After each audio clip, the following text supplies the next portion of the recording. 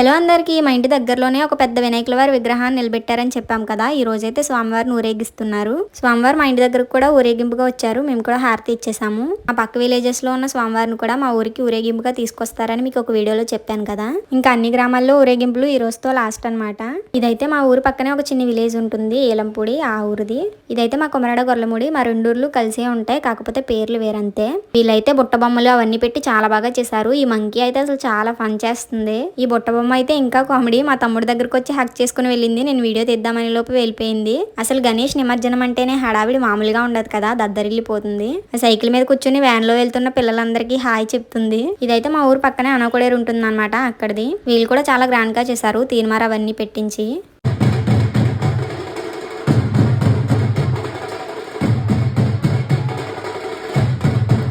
Please వీడియోని like చేసి మన ఛానల్ని సబ్స్క్రైబ్ చేయండి. Bye guys, హకునా matata.